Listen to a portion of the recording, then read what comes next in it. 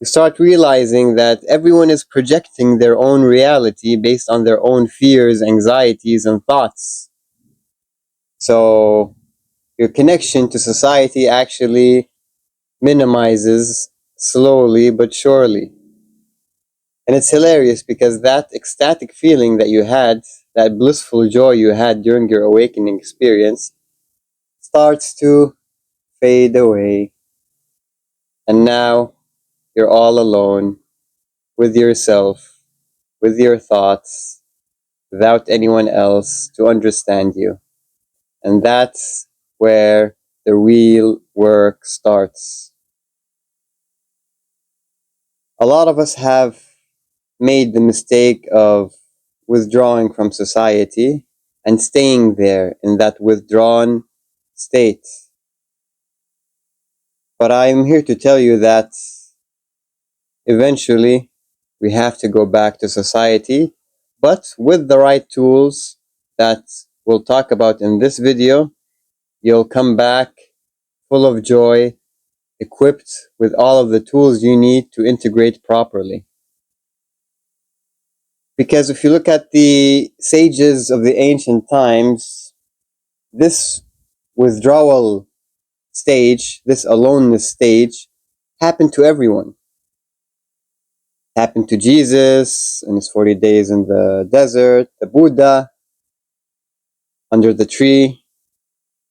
He had to withdraw from his kingdom, from his pleasures, and go under the tree and meditate alone before coming back.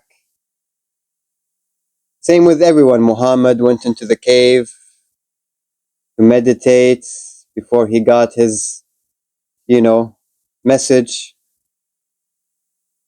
Everyone has to withdraw from society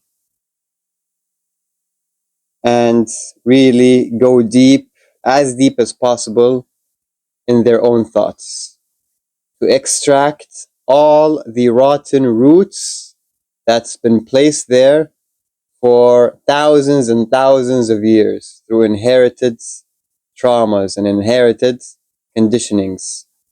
So we have to know that going into our alone stage is a must.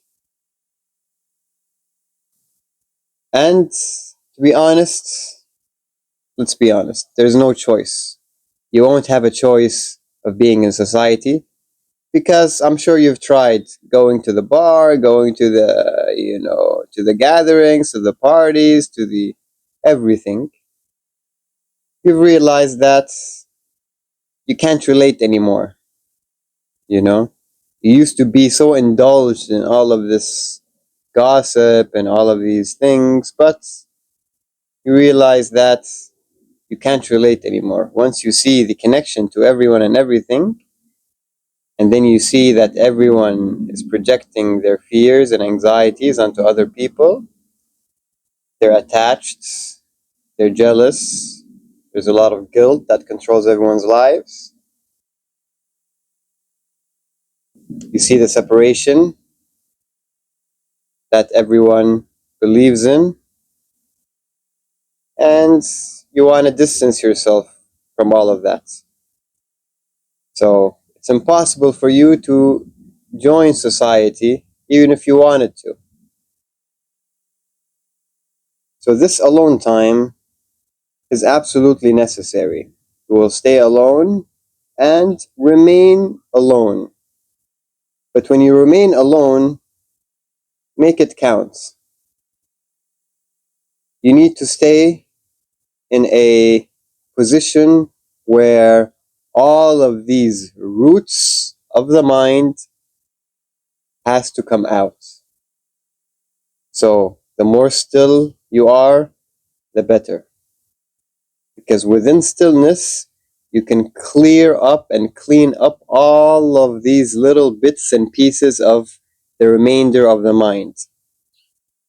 And like I said, it's been there for centuries, many lifetimes. So don't think that this is an easy stage, but the less identified with the mind you are, the better. So, in other words, If the mind comes in any form and you think to yourself, wait, I thought I was over this. I thought that I knew that I'm connected to everyone and everything. Why am I still having these thoughts? These are little bits and pieces of remainder of the mind. If you live in a dirty home and you haven't cleaned it forever, okay, and all of a sudden you got in a cleaner and cleaned your house, most probably it's not 100% cleaned. Most probably, behind the toilets, it's going to be a bit dirty. On top of the wardrobe is going to be a bit dirty. This is kind of like the mind. You're going to find bits and pieces of mind still lingering around, you know? So if you find dirt on top of your wardrobe, you can't just say, hey, why is there still dirt on top of my wardrobe? I hired a cleaner. No, don't say that. Just clean the wardrobe and move on. By cleaning the wardrobe, I mean observe the mind while it's happening, while you are having these recurrent thoughts, and just don't identify with it. Okay? And it's good that you're alone because you're not generating extra dirt from other people. Because usually when you are indulged with other people's problem, everyone's going to dump their problems on you. And then you're thinking about their problems. And now you're just creating more mess. You're creating more mind. So it's really good that you're in this stage alone. Go through it. Eventually, you will have to come back to society. Now, before, when you tried to go into the society the first time, you couldn't integrate with that because you kept seeing the darkness in other people's eyes. You saw how they live in their projections, in their fears. And no matter what you tell them, they'll still continue living in their own fears.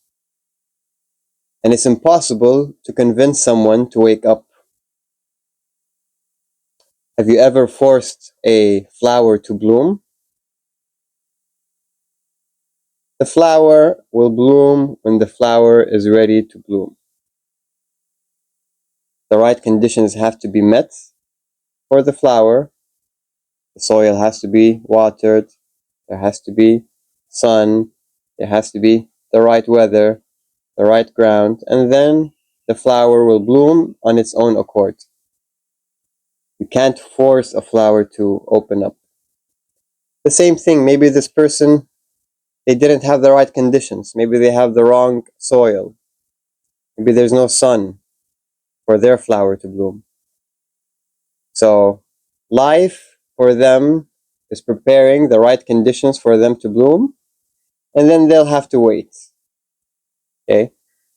Now, when you rejoin society knowing this, you will start kind of looking at the people as if they are your children, as if you have a child, and you're not going to force your child to be something they're not. You're just going to acknowledge their existence, and whatever the child says, even if it's completely retarded, you're going to accept it. It's a child.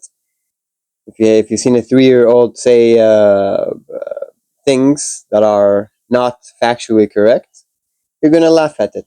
It's going to be funny to you, and it's funny that this kid is living this way and this is their priorities.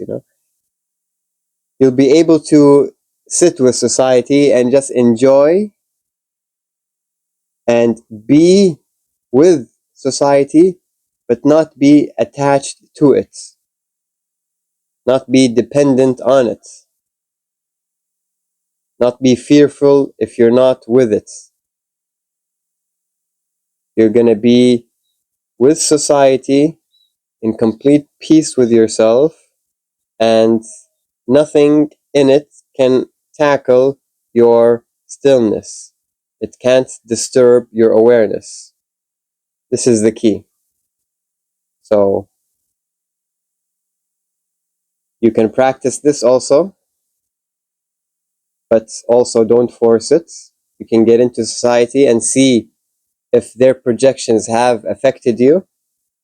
This means that your aloneness time is not complete yet. Like Osho said, if you are enlightened in the temple only and not in the marketplace, that means that you haven't completed your awakening journey yet. You have to be as aware in the marketplace when everyone is negotiating and trying to take from each other and all of that.